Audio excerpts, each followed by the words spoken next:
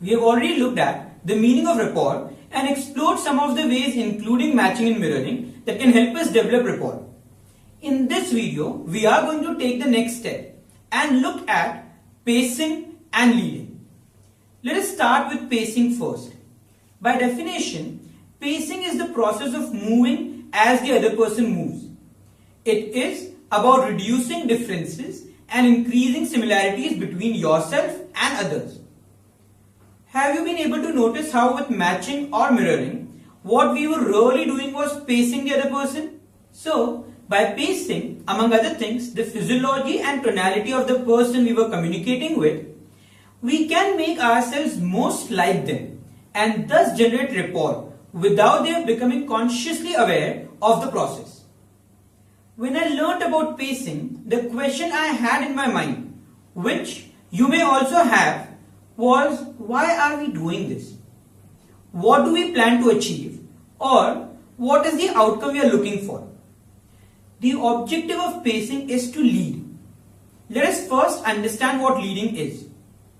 Have you ever been in a room where someone yawns and then someone else picks up the yawn and before you know it, everyone is yawning? This is unintentional leading in action. During pacing, it was the client who was initiating a change and you with awareness were following the change. Once a strong rapport is developed, you can initiate a change and the client begins to follow you. Let us take a small example to understand pacing and leading. Have you ever been in a situation where you had to go out with a person who walks really slowly? So slowly that you actually asked them to walk a bit faster? What was their response? Typically, the response is, why are you in such a hurry? Or where do you need to go? And you are like, well, the next time you are in this situation, try pacing and leading. So first, start walking with them at their pace. This is you pacing them. Do so for a couple of minutes. Next, slowly increase your pace of walking. You will notice their pace will also increase in most cases. This is leading. To make this even more effective, combine literal pacing and leading of speed of walking with crossover pacing and leading. What do I mean by crossover pacing and leading here? While walking, initiate a conversation with them. You can match this speed of walking with not just your speed of walking, but also your speed of talking. After a couple of minutes, increase your speed of walking and simultaneously your speed of talking at the same rate. Notice what happens next. Interesting, isn't it? During pacing and leading, the difference between you and the client is that of awareness. Since you have the awareness, you can initiate a change that will help the client in getting into a more resourceful state. Consider you are working with someone who is feeling a bit sad and you have created emotional rapport. Imagine how useful it will be for you to slowly lead them out by moving yourself from one state to another. Just keep in mind that in order to lead effectively, you have to know where you want to lead them first. Remember, know your outcome from principles of success. That is important for effective pacing and leading as well.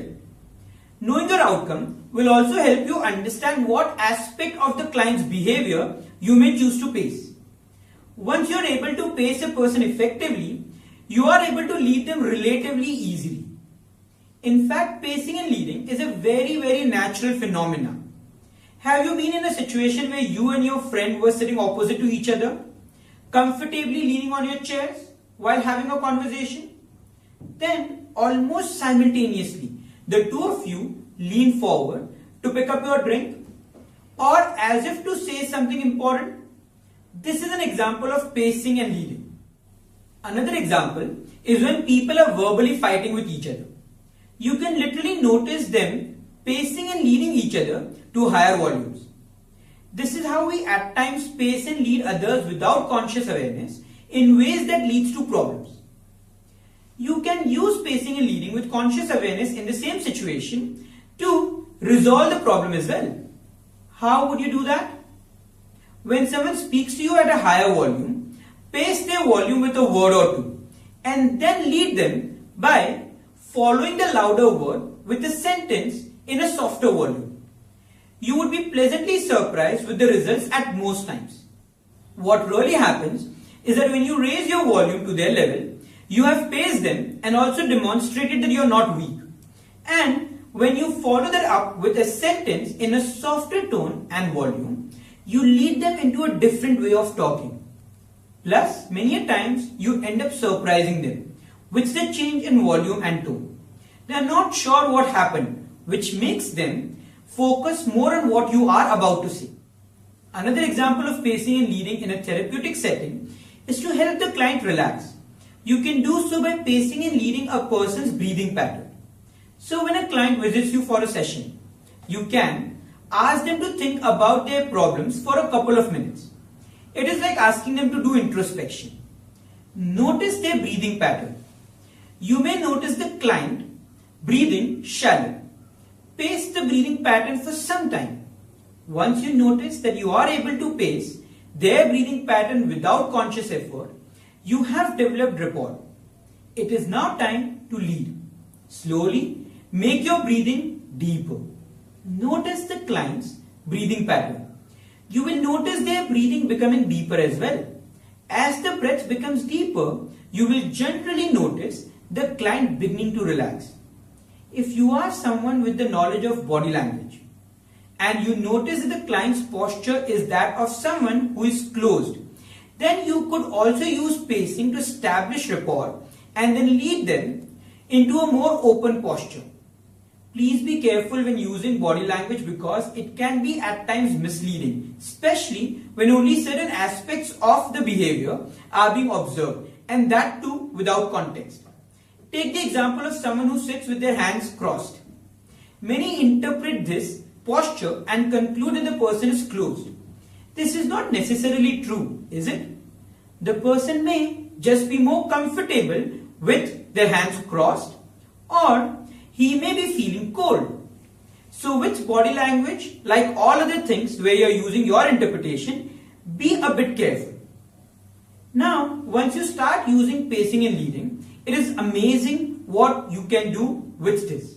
I do understand that many a times you may have a concern, what if leading doesn't work? What if you end up breaking rapport because you try to lead too quickly? Your concern is valid, and yes, at least initially, you will notice yourself making some mistakes here and there, especially with respect to the timing of when to lead. But that is really not such a big issue because of two reasons. First, you are going to use more subtle versions of pacing and leading, which means the client is not consciously aware of what is happening. And second, when you feel that the rapport is broken due to the attempt to lead, simply observe the client and start pacing again. You will soon notice the rapport beginning to develop. With practice, one of the things that you will begin to notice is that you will be able to identify when is it the right time to lead more and more effectively. A word of caution here. Remember, for any of the techniques to work consistently, the client should have a motivation and willingness to continue to interact with you. This motivation and willingness would only be there if the client gains something from this interaction. It is not as much of a problem in therapy or coaching sessions, as the client has chosen the outcome and is aware that the interaction will help them achieve their outcome. Sustained motivation and willingness, though, can be a bit tricky when it comes to sales. This is because if you use these techniques to sell something to someone that they don't need, they wouldn't be interested in any continued interaction. So you may sell something once, but from a long-term perspective, you lose the client forever. So for continued success with these techniques, it is important to look for a win-win situation. This ensures that the client benefits from their interaction with you, and hence they would want to interact with you again and again.